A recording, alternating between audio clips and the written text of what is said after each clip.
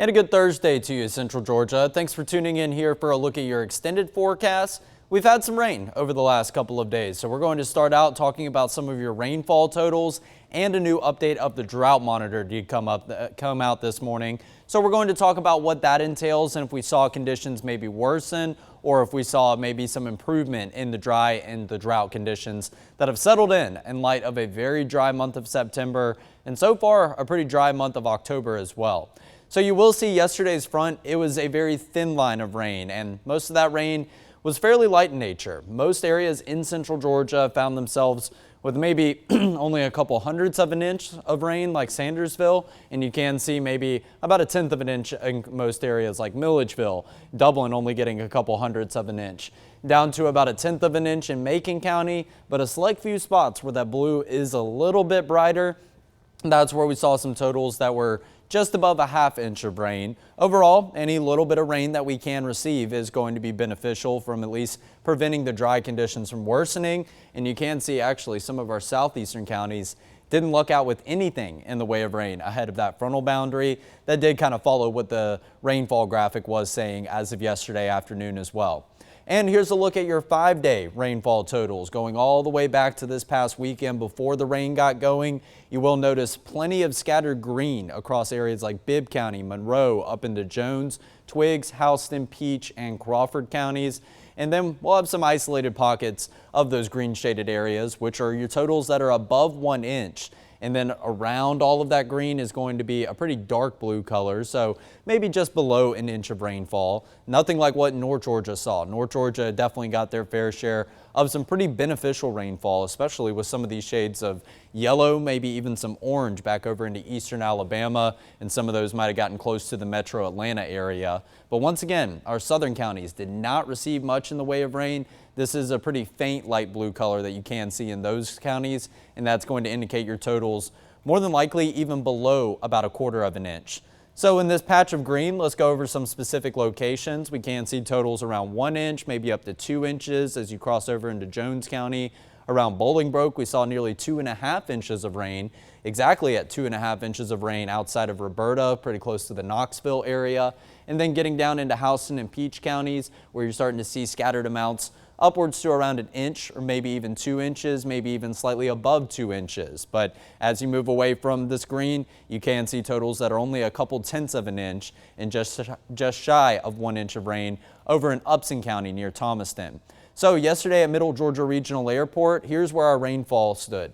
Only about 8/100ths of an inch. So that's not going to give us too much of a push up in the positive direction for your total this month. And this does look like the last total of rainfall that we will see for the entire month of October, unless we get some form of an isolated light shower that happens to go over southern Bibb County. I would imagine that only gives us 1/100th of an inch of rain at the very most.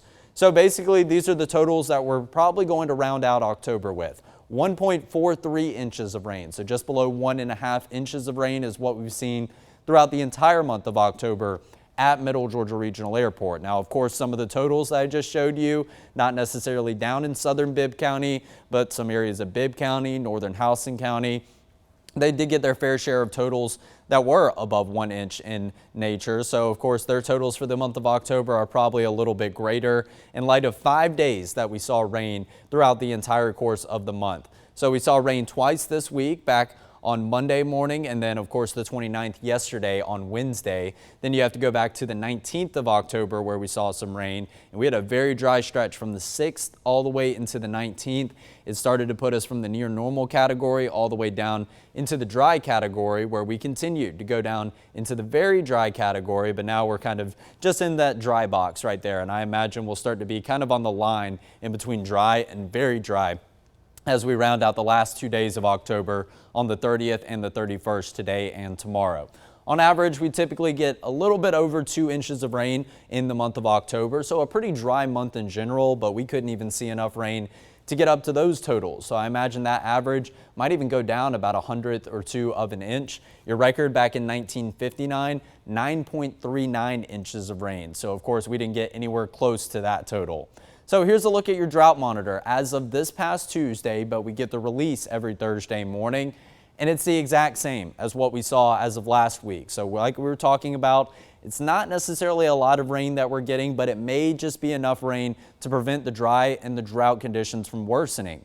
Well, it's not really any dry conditions anymore. Abnormally dry is in that yellow shade, and we see that farther up to the north. But here in central Georgia, we see a moderate drought still exists for everyone, and we also see those patches of severe drought that creep over from the west, maybe coming up from the southwest, and creeping over from the east into portions of Johnson County and most of the northern half of Emmanuel County. So it's good news to not see those drought conditions worsen. However, moderate drought is still going to have some implications, and it looks like we are going to enter the weekend with a fairly dry stretch. However, rain chances could be back in the forecast as we go into Monday, exactly like what we were talking about this time last week with some of those late Sunday into early Monday rain chances. We'll go over what the long-range models are saying a little bit later in this forecast. So today is going to be a story of passing clouds. This is going to be in the form of on and off cloud cover, so not completely overcast skies all the way from sunrise into sunset. We actually did get an image of the sunrise this morning, but the cloud cover kept building over from the west. We'll go over what the sky cams are saying right after this. But you can see clear and chilly conditions are going to settle in as we head into Halloween and the first day of November on Saturday. More rain is looking to be back in the forecast later on Sunday into most of the first half of your Monday morning, and that should keep the temperatures down just a touch.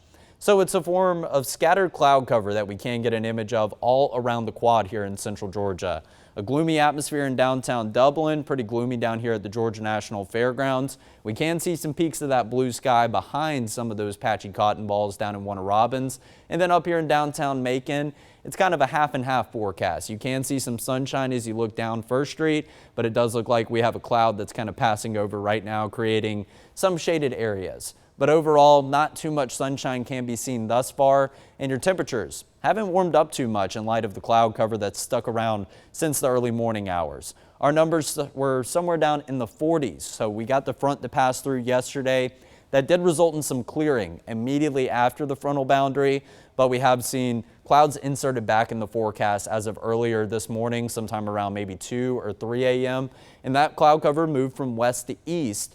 So areas farther to the west were a little bit warmer than, say, areas like Eastman and McRae. Take a look at that. McRae hasn't even gotten out of the 40s yet this morning. And most areas in central Georgia still scattered about the low to mid 50s. Good enough for this widespread green color. But this is actually pretty close to what your temperature values were sitting at over the course of Tuesday morning. Low and mid 50s, maybe a few outliers like what we see down here in Telfair County. But of course, these numbers are still running well below average for this time of year because of the cloud cover. It's kind of just reflecting all of that solar radiation that tries to creep down towards the surface.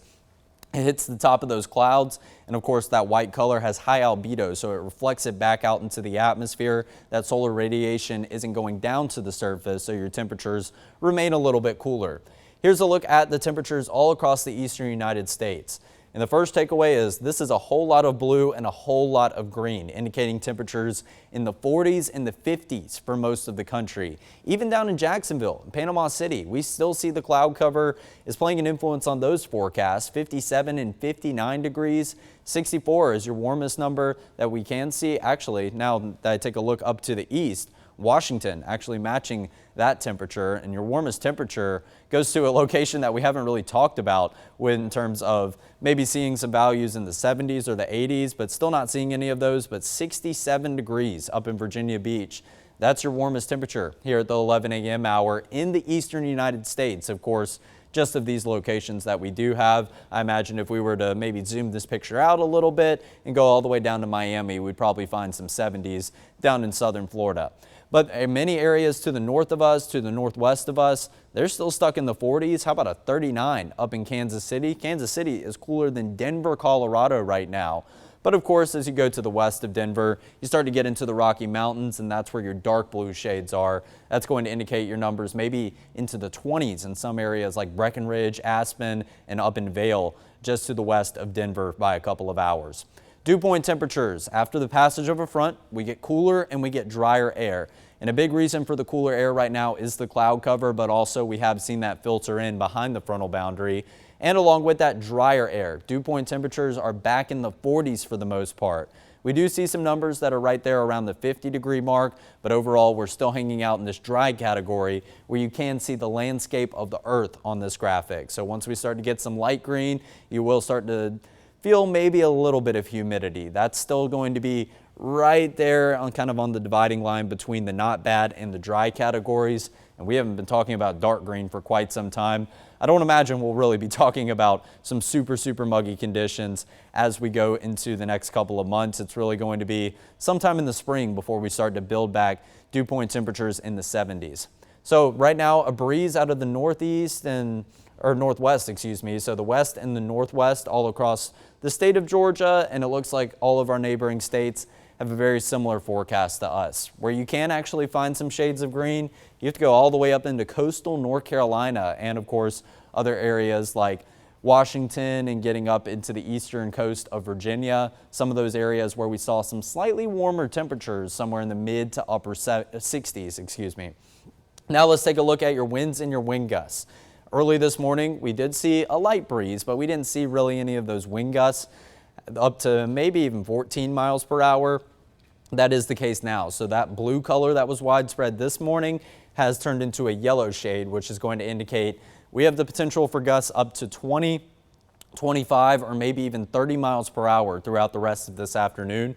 14 mile per hour gusts up in Milledgeville, 16 mile per hour gusts in Swainsboro, and there's that 25 mile per hour gust that we can find over to the west in Taylor County. But your sustained winds, the little number in the white, what those winds are consistently blowing at, as opposed to those occasional gusts that you see in the yellow number, anywhere from about 6 or 7 degrees all the way up into not degrees, excuse me, I'm so used to calling out the temperature map, 6 or 7 miles per hour all the way up to 13 miles per hour up here in Macon. But let's talk some numbers. Yesterday's almanac, 59 degrees for a high temperature. You do see 44, but that wasn't our morning low temperature yesterday. That was actually what one of our overnight temperatures were, because we didn't get out of the 50s for about 3 days time here in central Georgia, and 59 marks the third consecutive day that our high temperature has topped out in the upper 50s. We actually saw a pretty steady increase with your high temperatures, 57 on Monday into 58 on Tuesday to a 59 yesterday on Wednesday. So your morning low temperatures, or I guess your temperatures as we went into the overnight hours this past night, 44 degrees, that finally goes back below average of 48 degrees this time of year, and then 59 degrees for a high temperature, 16 degrees below this average high of 75 degrees. So 88 was your record high back in 2016 for yesterday. That was way too close to the 90-degree mark, and 27 degrees, the record low back in 2001. Boy, it was nice and brisk back in 2001. So precipitation, not even about 1/10 of an inch of rain. Your departure still stands pretty close to the 3-inch mark. And once again, if this is one of your first times tuning in, your departure of rain just means how do we compare to where we should be at this point in the calendar year in terms of rainfall. And thanks to a couple of very wet months, we are still trending above average, even despite the drought conditions that have settled in, even despite maybe only about 9 to 10 days of recorded rainfall over the last 2 months here in central Georgia. And we will continue to have that number above average, I do anticipate, because we have our fair share of rain chances maybe every couple of days here as we transition into the month of November on Saturday. Sunrise 7:50 yesterday, and sunset was at 6:46. We'll talk more about those in just a moment as well. Hour by hour, the meteogram only tops out at 58 degrees. I went with a little bit of a higher temperature today. I actually elected for a high temperature above the 60-degree mark at 61 degrees. But if we're having to talk about 61 degrees for a high temperature being on the warmer side, take a look at how it compares to average. 13 degrees below average, and 61 degrees is not too far off that 59-degree mark that we hit yesterday afternoon. It is still going to be a pretty chilly day. Passing cloud cover, we have some mostly cloudy skies right now. On occasion, you could see some partly cloudy skies, and then maybe mostly cloudy and the gloomy atmosphere builds back in. But I think as we head into this evening, we'll finally try to get some images of at least the sunset. If you don't catch the sunset tonight, don't worry, you definitely will catch it tomorrow, as we will finally clear out, and perfect timing with clearing out and getting out of that messy and gloomy forecast right in time for Halloween. So it also is going to be a windy day. We were talking about that breeze, already some gusts up to 25 miles per hour. We could occasionally have them up to 30 miles per hour throughout this afternoon. You pair that up with plenty of shade and temperatures in the low 60s, it's going to remain chilly. So whatever you brought outside for that morning commute earlier today, maybe in terms of a hoodie, some form of layering, you're going to want to keep it handy even for that evening commute home. If you do start to see some sunshine, it's going to be in the later portion of the afternoon, closer to sunset, so I don't imagine you'll have too much of some warmer temperatures left to greet you on your way out the door from work and as you make your way back home and begin to wind down the work week. A few drizzles are also going to be possible with some passing cloud cover today, and we'll talk about why that is. But first things first, here's your current satellite and radar image. Some gaps in the cloud cover. Remember downtown Macon, we got some glimpses of sunshine. Down in Warner Robins, we had some glimpses of the blue sky. But down in Dublin, it was more of a gloomy atmosphere, and I think we had some passing clouds over there in Perry. But we don't see anything in the way of rain as of right now. And if we take a big picture view, do we have any rain on its way? This is what's going to fall if we do see any rain whatsoever throughout today that you see up in northeastern Alabama, pretty close to the Huntsville area. That's going to continue to come down to the south and the southeast, and it's all courtesy of a low pressure center that is currently centered up in northern West Virginia, right there on the edge of western Maryland, northwest Virginia. This low pressure center, it has a lot of moisture associated with it, and that's why you see widespread rain across the mid-Atlantic portion of the country, and that's also why we saw some more humid areas in coastal North Carolina, coastal Virginia, and that resulted in some slightly warmer temperatures. Well, the frontal boundary that you do see draping down from the south of that low pressure center, that's actually the front that came through yesterday. So that front was moving a little bit quicker than the center of low pressure that it's attached to. It was actually centered up in northern Tennessee earlier this morning. So we are starting to see maybe some wraparound circulation with that low pressure center. So you see these arrows spinning in that counterclockwise direction, and that's the same direction that we're starting to see the motion of all this rain, the motion of the moisture associated with it. Because typically when we have these low pressure centers come across the country from west to east, they normally cross well to the north, up in the northern plains, the Great Lakes, and eventually getting over into the mid-Atlantic and New England. Well, this one was a little bit farther to the south. It was a little bit closer to us here in central Georgia. So areas up in the Great Lakes and the Mid-Atlantic know exactly what I'm talking about. Obviously, many of you are watching here from home, so we don't really talk about this that much, but we can see that wraparound moisture create a couple of sprinkles on the backside of a front. We're so used to being so far down to the south with a frontal boundary that we just see clearer and drier conditions as it passes through.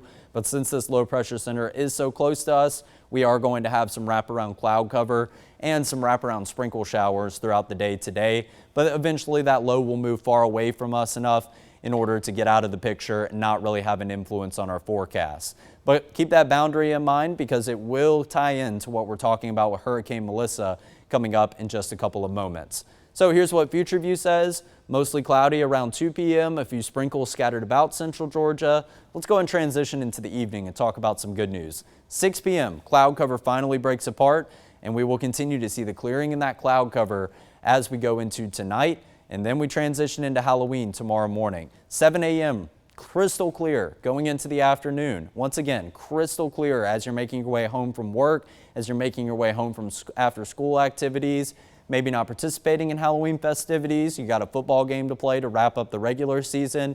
It is still looking like a very great forecast, especially that 3 to 5 o'clock window. That's when your temperatures will be the warmest throughout Halloween. Now in the morning and as you get into the evening and nighttime hours, it is going to be mighty chilly for Halloween.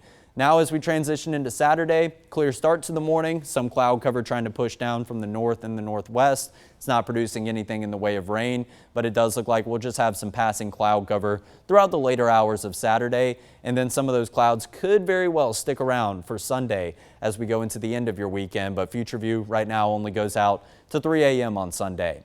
In terms of the breezy conditions, what we have present right now is going to be a lot gustier as we head into around 3, 4, 5 o'clock. So like I mentioned, not only is it going to be on the cooler side with your afternoon highs, you're going to pair up a pretty substantial breeze with occasional gusts up to 22, 24, or maybe even 26 miles per hour later on today. But as we go overnight, that breeze starts to subside just a little bit, but it's still present as you walk out the door on Friday morning. That could definitely be a factor in making it feel just a little bit cooler, especially with some of the morning lows we have forecasted tomorrow morning. Friday afternoon, still a pretty steady breeze that's widespread right around 4 p.m. But as we transition into trick-or-treating time, that breeze falls apart very quickly. That takes us all the way into Saturday afternoon, and it's not looking like we have much in the way of a breeze. These are your wind gusts, and if the gusts, which are occasionally faster than what your sustained winds are, only up to 6, 7, maybe even 8 miles per hour, we're looking at relatively calm winds throughout the day on Saturday. So for the next 3 days, pretty chilly weather, but we're starting to see a steady warming trend. We get rid of the rain chances for Halloween tomorrow. We continue that into Saturday. 67 degrees for a high temperature on Halloween afternoon. That's going to feel the best of any day that we've had throughout the work week so far.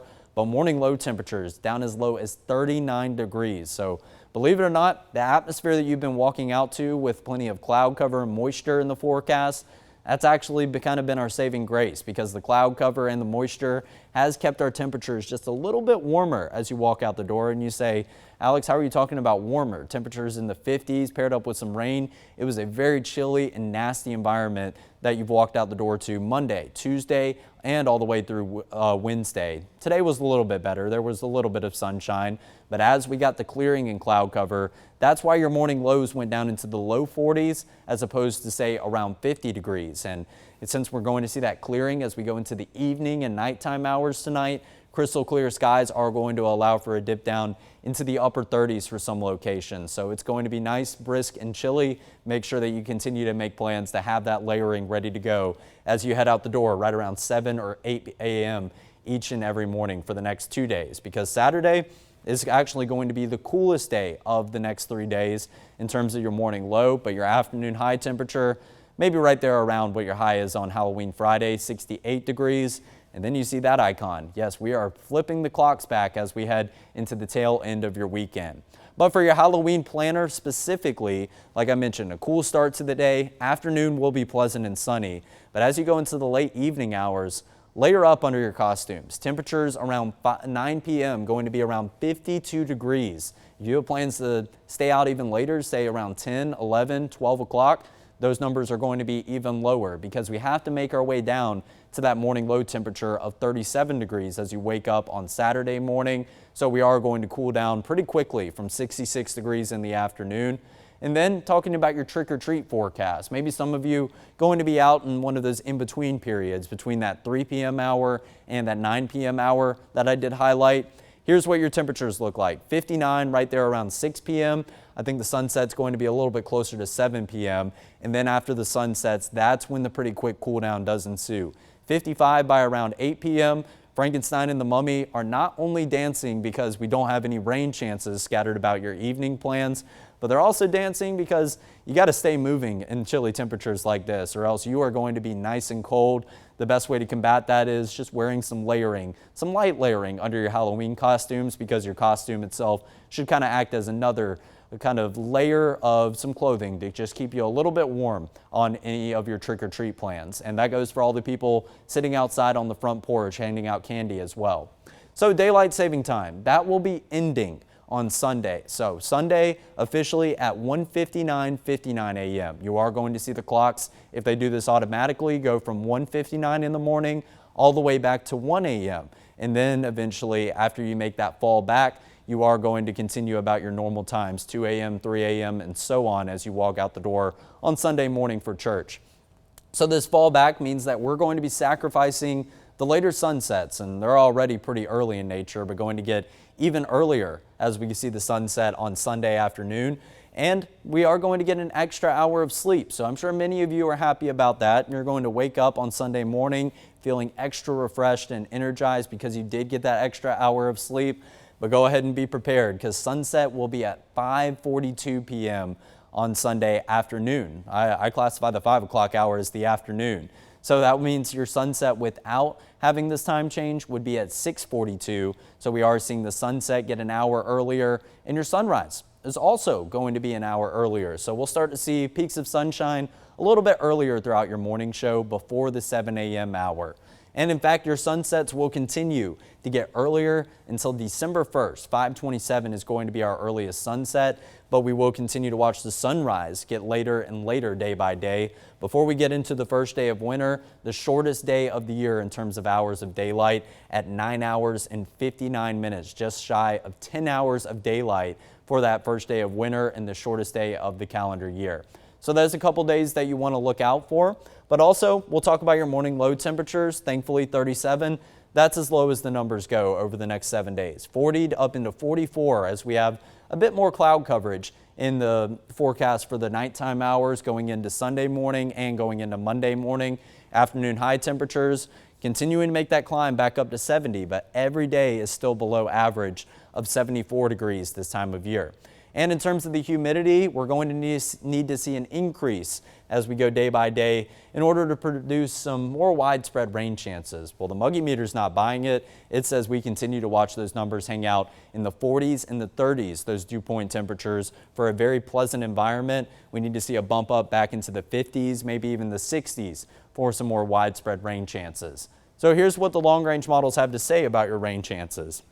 Maybe going into the later hours of Sunday, starting to see a few spotty showers, but that's just what the GFS in the green says. And the GFS in green also says that rain is going to move in overnight into early morning on Monday, pretty widespread in nature, maybe some pockets of some heavier rain, which would definitely be a very welcome thing in light of our drought monitor that we were talking about. We could see that rain hang around as we go into Monday afternoon and evening, but then the rain chances get out of here as we head to Election Day on Tuesday. It's going to be a chilly start if you're heading out to the polls right when they open, but going after work, maybe around 5, 6, or 7 p.m., it's looking like it's going to be a clear forecast. And in fact, go ahead and mark that down for Wednesday and Thursday as we transition into the midweek and the first couple days of November as we roll into next Thursday as of right now. So here's a look at Hurricane Melissa. Still a Category 2 storm, but Melissa has now moved over open water. It is going to continue to make its path close by Bermuda over the next day or two, and then it will eventually weaken into a Category 1 storm, and it will start to be a remnant low pressure system. But these are still hurricane force winds right here at 75 miles per hour. We could look at some areas of eastern Canada to be impacted right around the St. John's area, but of course not having any implications here in the United States. And that frontal boundary that I was talking about, that's what's going to continue to push this back out to sea, but it still is a fairly strong storm, 105 mile per hour winds, and it is booking it, moving at 24 miles per hour as opposed to the 2 miles per hour it was moving at maybe about a week ago in time down there, just sitting around, hanging around in the central Caribbean Sea. But Melissa was quite the strong storm when it did make its landfalls. It made its first one on Tuesday afternoon around 1 p.m. near New Hope, Jamaica, which is on the western side of the island of Jamaica. You see Montego Bay and Black River outlined right there. It made landfall as a major hurricane, a Category 5 storm, sustained winds of 185 miles per hour. Sustained. The occasional gusts were even higher than that, probably upwards to around 200 miles per hour, and even greater than that probably on the mountaintops where you do get some gustier wind speeds. Minimum pressure, one of the lowest that we've ever seen. I think it ties for third all time for Atlantic hurricanes in terms of just lowest pressure in general of any hurricane at any point of its lifespan at 892 millibars. Most of the storms this strong have not been making landfall this strong. They have seen a steady weakening trend. Melissa did make landfall at that strength, so it was a pretty historic storm, and we're continuing to see the impacts roll in from Jamaica. It is quite devastating. Definitely sending our thoughts and prayers out to the folks in the northern Caribbean, the island of Jamaica, along with that Cuba, where it made its second landfall just a couple hours later at 3:10 in the morning yesterday morning on Wednesday morning near Chivirico, Cuba, which is pretty close to Santiago de Cuba on the southern end of the island, just to the west of Guantanamo and Guantanamo Bay. Sustained winds 120 miles per hour. It's not as high as 185, but those are still pretty staggering wind speeds. Minimum pressure went up to around 952 millibars, but both those numbers aren't too far off of its strength that it currently sits at because it hasn't moved over any more mountainous terrain that it did in southern Cuba and the island of Jamaica, very thankfully. So we don't see any more watches or warnings down in the Caribbean, very thankfully. However, as we continue to look up to the northeast, we do have a hurricane warning in effect for the island of Bermuda. I wouldn't doubt that we see some form of a tropical storm watch or warning issued for eastern Canada over the next couple of days in light of its path pretty close to that portion of the country just to the north. So Melissa did mark our 13th named storm of the year. Of those, 5 have been hurricanes, but 4 of them have been major hurricanes. So Melissa puts us exactly where we were forecasted by Colorado State for major hurricanes this year. 7-day forecast continues to be quite an eventful stretch. As we go throughout the weekend, we'll finally get some dry days in the forecast, but welcome back rain chances Sunday into Monday. And then those rain chances taper off as we head into the midweek next week, and hopefully enter a stretch of some 70s as we head into next Tuesday and Wednesday. And I'm really keeping my fingers crossed that goes into the end of next weekend, because I've been quite tired of this chilly and dreary weather. It would be nice to see some sunshine and some slightly warmer temperatures, because 70s, in my opinion, that's that perfect feeling fall weather that hopefully will be on tap. That's going to do it for your extended forecast this Thursday. Be sure to tune in at 11 a.m. tomorrow. We'll be previewing all the weekend fun that comes with Halloween, the world's largest outdoor cocktail party, and any other football festivities that you're heading out the door to. Cheer on your favorite team or going into those Friday night lights. We'll have you covered for absolutely everything that you need for your event-specific forecast. We'll see you tomorrow.